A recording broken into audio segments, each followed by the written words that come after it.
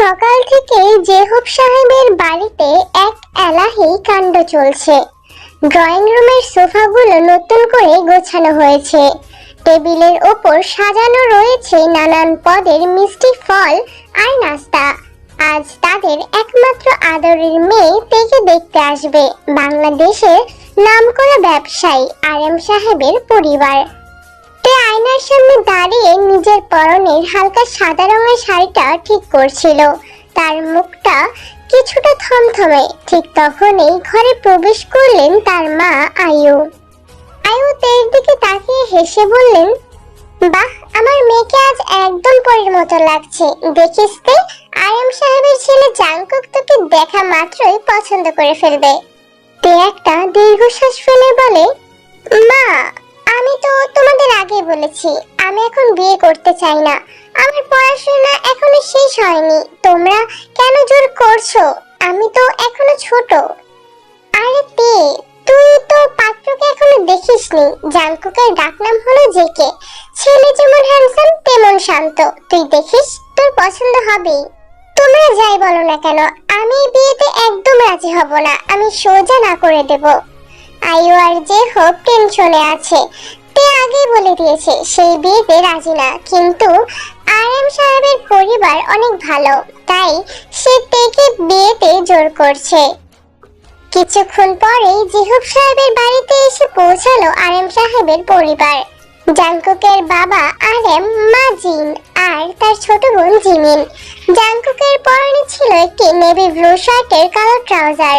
তাকে দেখতে এতটাই আকর্ষণীয় লাগছিল যে কেউ এক পলকে তার প্রেমে পড়ে যাবে। সবাই ড্রয়িং রুমে বসার পর জেহব সাহেব তার ছেলে সুগাকে বললেন, সুগা, তেকে নিয়ে এসো। সুগা আর আয়ু মিলে তেকে ড্রয়িং রুমে নিয়ে এলো। তে যখন মাথা নিচু করে এসে বসলো, জাংকুক তখন কফির কাপে চুমুক দিতে গিয়েও থমকে গেল। তে সেই বড় বড় হরিণী চোখ, ফর্সা মুখ আর ঠোঁটের নিচের তিলটা দেখে জাংকুকের হৃৎপিণ্ডটা যেন এক মুহূর্তের জন্য থমকে গেছে। জাংকুক মনে মনে বলে, এই মেয়েটিকে আমার চাই চাই। মেয়ে তো মাশাআল্লাহ অনেক সুন্দর। তা তেমা, তোমার এই বিয়েতে কোনো আপত্তি নেই তো? তে সবার দিকে তাকিয়ে বলে, আঙ্কেল আন্টি, আপনার ছেলে দেখতে অনেক ভালো এবং আপনাদের পরিবারও অনেক সুন্দর, কিন্তু আমি এই মুহূর্তে বিয়ে করতে চাই না। আমার ক্যারিয়ার আর পড়াশোনা নিয়ে আমার অন্য প্ল্যান আছে, তাই আমি এই বিয়েতে রাজি নই। আমাকে ক্ষমা করবেন। তের এই না করা দেখে জেহব আর আয়ু অনেক লজ্জায় পড়ে গেল। আরএম সাহেব, আমাদের ক্ষমা করবেন, মেয়েটা আসলে একটু জেদি। জেহব সাহেব, জোর করে তো বিয়ে হয় না। মেয়ের যখন ইচ্ছে নেই তখন আমাদের জোর করা ঠিক হবে না। চলো জিন, আমাদের ওঠা যাক। ফ্যামিলির সবাই যখন ড্রয়িং রুম থেকে উঠে বিদায় নিচ্ছিল, জাংকুক তখন তের দিকে এক পলক তাকিয়েছিল। সবাই না করে দিল। জাংকুক মনে মনে প্রতিজ্ঞা করে তেকে বিয়ে করাতে রাজি করার জন্য যা যা করা লাগে জাংকুক তাই করবে। পরের দিন সকাল থেকে তের জীবনে অদ্ভুত কিছু শুরু হলো। তে যখন কলেজে যাওয়ার জন্য বাড়ি থেকে বের হলো, সে দেখলো তাদের বাড়ির মোড়েই জাংকুক তার দামি স্পোর্টস কারের উপর হেলান দিয়ে দাঁড়িয়ে আছে। জাংকুক তেকে দেখা মাত্রই হাসি দিয়ে বলল, গুড মর্নিং বিবিজান, কলেজে যাচ্ছ? চলো আমার গাড়িতে ওঠো, আমি নামিয়ে দিচ্ছি। তে চোখ বড় বড় করে বলে, আপনি এখানে কি করছেন? আর আমাকে বিবিজান বলে ডাকবেন না। আমাদের বিয়ে ভেঙে গেছে, আপনার মনে নেই? বিয়ে ভেঙেছে তো কি হয়েছে? আমার মন তো আর ভাঙেনি। তুমি রাজি হওনি, আমি তো হাল ছাড়িনি। চলো, ড্রপ করে দিচ্ছি। তে জাংকুককে পাত্তা না দিয়ে হন হন করে হেঁটে বাসে উঠে গেল, কিন্তু জাংকুকও ছাড়া পাত্র নয়। সে নিজের গাড়ি নিয়ে বাসের পেছন পেছন কলেজ পর্যন্ত চলে এলো। কলেজের পুরোটা সময় তে যেখানে যাচ্ছিল সেখানে জাংকুককে দেখা যাচ্ছিল। তে লাইব্রেরিতে গেলে জাংকুক পাশের টেবিলে বসে বই উল্টাচ্ছিল। তে ক্যান্টিনে গেলে অর্ডার করলে জাংকুক এসে তার সামনের চেয়ারে বসে পড়ে। তে রেগে গিয়ে টেবিল চাপড়ে বলল, মিস্টার জাংকুক, আপনার কি কোনো কাজ কাম নেই? আপনি সারাদিন আমার পেছনে কেন ঘুরছেন? আমার ফ্রেন্ডরা হাসাহাসি করছে।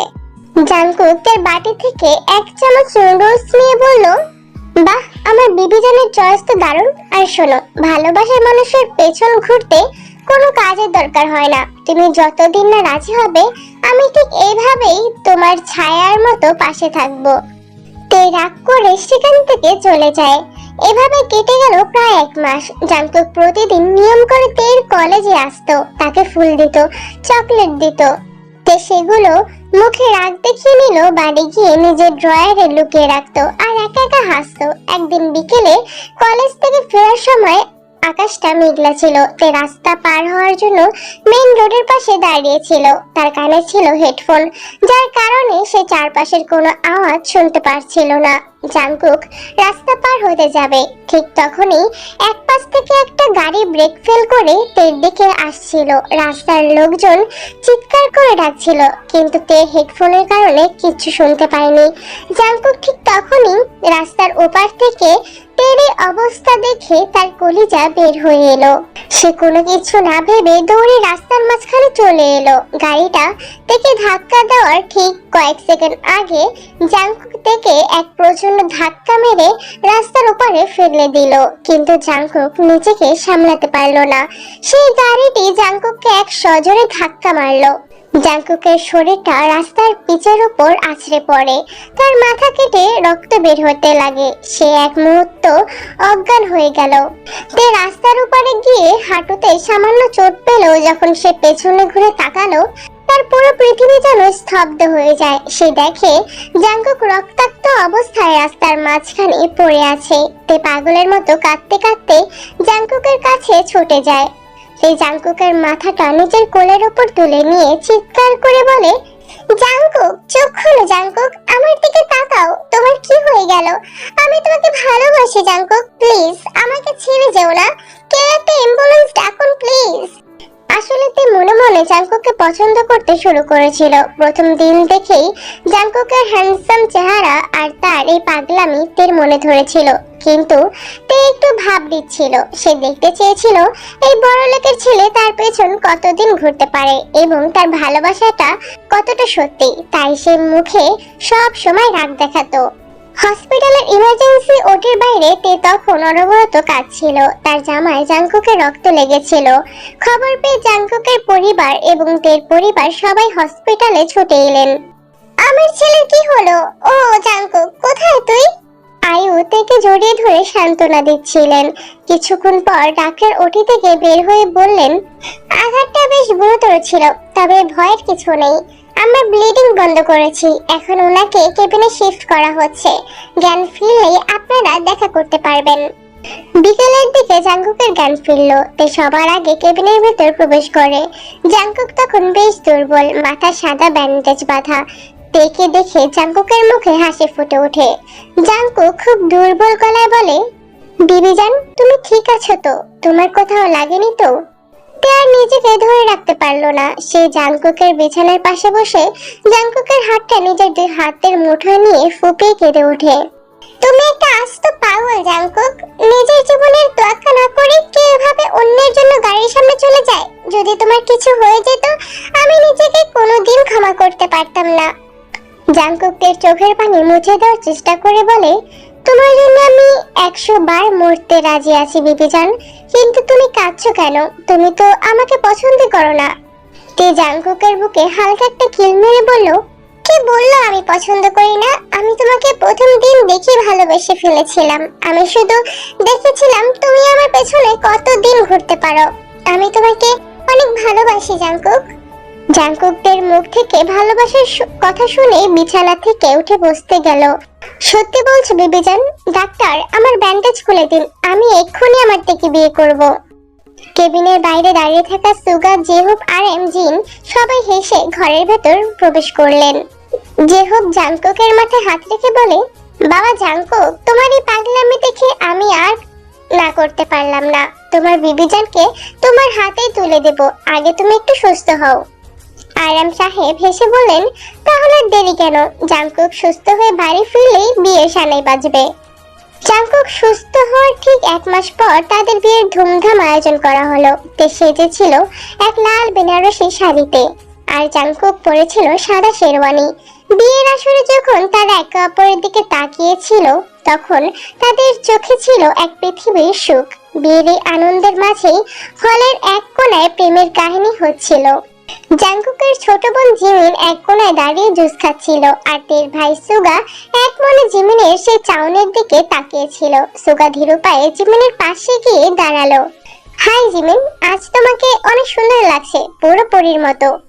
জিমিন সুগাকে দেখে লজ্জায় লাল হয়ে যাচ্ছে। সে নিজের গ্লাসটা নাড়তে নাড়তে বলে, থ্যাংক ইউ সুগা ভাইয়া, আপনাকেও শেরওয়ানিতে বেশ হ্যান্ডসাম লাগছে। আচ্ছা জিমিন, আমাদের বোন আর ভাইয়ের তো বিয়ে হয়ে গেল, আমাদের নিজেদের ব্যাপারে কিছু ভাবলে কেমন হয়? আমি কিন্তু তোমার হাসির প্রেমে পড়ে গেছি। দূর বিল্লু সাহেব, আপনি অনেক পচা। বিয়ের আসরে এসব কেউ বলে? মা দেখলে বকবে। মা দেখলে আরো খুশি হবে। ঘরের লোকই ঘরেই থাকবে। আমি কালই বাবাকে বলবো তোমার বাড়িতে বিয়ে প্রস্তাব পাঠাতে। রাজি তো? জিমিন কোনো কথা না বলে মিস্টারকে হাসি দিয়ে ওখান থেকে দৌড়ে চলে গেল। সুগা মনে মনে বলে, যাক, বোনের বিয়েতে নিজের কপালটা খুলে গেল। বিয়ের সব অনুষ্ঠান শেষ করে রাতে জাংকুক তেকে নিয়ে নিজের ঘরে এলো। বাসর ঘরটি লাল গোলাপের পাপড়ি দিয়ে সাজানো হয়েছে। জাংকুক ঘরের দরজা লক করে দিল। সে তার শেরওয়ানিটা খুলে একটি হালকা শার্ট পরে তের পাশে এসে বসলো। জাংকুক তের ওড়নাটা আলতো করে সরিয়ে তার সেই মায়াবী মুখের দিকে তাকালো। থুতনিটা নিজের আঙ্গুল দিয়ে উপরে তুলে ধরে বলে, তো বিবেজান, অবশেষে তুমি আমার এই খাঁচায় বন্দী হয়ে গেলে। এখন বলো, এই মজনুর পাগলামি কেমন লাগলো? তে লজ্জায় নিজের মুখটা লুকিয়ে বলে, তুমি অনেক দুষ্ট জাংকুক। বাসর রাতে কেউ এভাবে খোঁটা দেয়, আমি কিন্তু এখনো রাগ করে বাপের বাড়ি চলে যেতে পারি। জাংকুক থেকে নিজের দুই বাহুর মাঝে শক্ত করে জড়িয়ে ধরে বলে, বাপের বাড়ি যাওয়ার রাস্তা আজ থেকে চিরতরে বন্ধ বিবেজান। আজ রাতটা শুধু আমার আর তোমার। কথাটা বলে জাংকুক থেকে বিছানায় শুয়ে দেয়।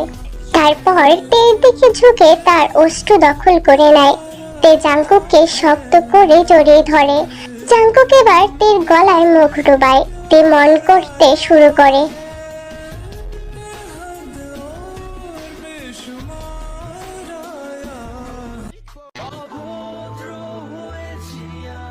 আহ জাংকুক, ইয়েস বেবি।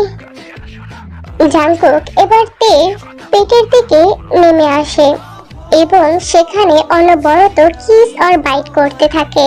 তে জাংকুককে তার সাথে চেপে ধরে। এক সময় তারা ডুব দেয় প্রণয়ের গভীর মিলনে। আর এর মাঝেই আমাদের আজকের ওয়ান শটটি শেষ হয়ে যায়। সো পাখিরা, আজকের ওয়ান শটটা তোমাদের কেমন লাগলো অবশ্যই কিন্তু কমেন্টে জানাতে ভুলবে না।